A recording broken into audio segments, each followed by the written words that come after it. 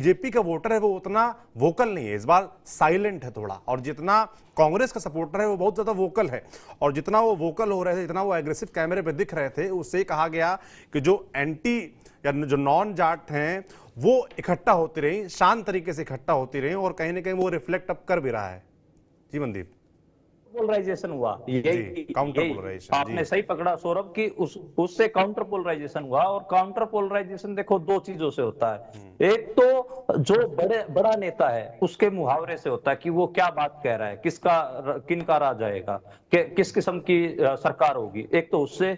और दूसरा जो उनके समर्थक होते हैं वो किस रुख से बात कर रहे हैं, क्या वो एग्रेसिव हो रहे हैं और किस किस्म के मुहावरों को बरत रहे हैं। जैसे दलित वोट बैंक के छिटकने का कारण कांग्रेस से मुझे क्या लग रहा है, जैसे लोकसभा में ठीक है कि 68% वोटें मिली कांग्रेस को, लेकिन अब देखना इसके बाद आपको कब मिलेगा। उसका कारण ये है कि कई सारे हुड्डा सपोर्टर्स ने ऑन कैमरा कुमारी सैलजा के लिए बदतमीजी वाले शब्द बोले, और वो दलित समाज देख रहा था। तो मुझे लगता है कि वो एक जो बड़बोलापन है हुड्डा समर्थकों का या फिर हुड्डा के सपोर्टर्स का, वो ऑन कैमरा दिखा।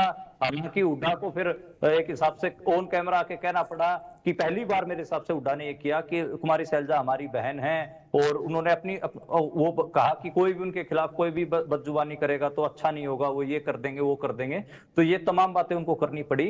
लेकिन जो आपने सही कहा कि जो काउंटर पोलराइजेशन है, जो कांग्रेस के हुड्डा के समर्थक थे वो जितना वोकल थे, जितना बढ़ चढ़ के बोल रहे थे, जितनी बदतमीजी के साथ बात कर रहे थे, तो वो दिखता है। और दूसरा जो उनके बड़े नेता ने किस किस्म का संदेश देने की कोशिश की है, उससे भी चीजें साफ होती हैं। और ट्रेडिशनल टिकटें बहुत ज्यादा दी गई, मतलब ऐसे बहुत खराब कैंडिडेट उतारे गए, नई ऊर्जा को जगह नहीं दी गई। मैं ये बार बार कहता हूं कि इंडियन पॉलिटिक्स में इस टाइम पे जो भी दल, जो भी संगठन नई ऊर्जा को जगह नहीं दे रहा है और ट्रेडिशनल दौड़पोश जो सफेद पोश है उनको ही ढोए जा रहा है, उसको दिक्कतें आएंगी। बीजेपी साहब इस मामले में बहुत स्मार्ट है, उसको पता चल जाता है कि हमें खट्टर की विदाई करनी है, नायब सिंह सैनी को लेके आना। नायब सिंह सैनी, आपको हैरानी होगी, बीजेपी के पंचकुला दफ्तर में कलरक थे, कंप्यूटर ऑपरेटर थे।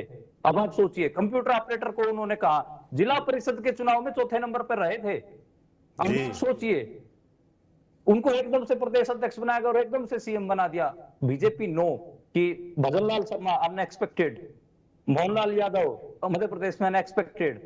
तो ये रैंकिंग नहीं देखती, वो देखती है कि हमें किससे फायदा होगा, क्या गुणा गणित में फिट बैठना चाहिए, बाकी सब चीजें सेकेंडरी हो जाती हैं बीजेपी के लिए। कि हमारा जो नैरेटिव है, जो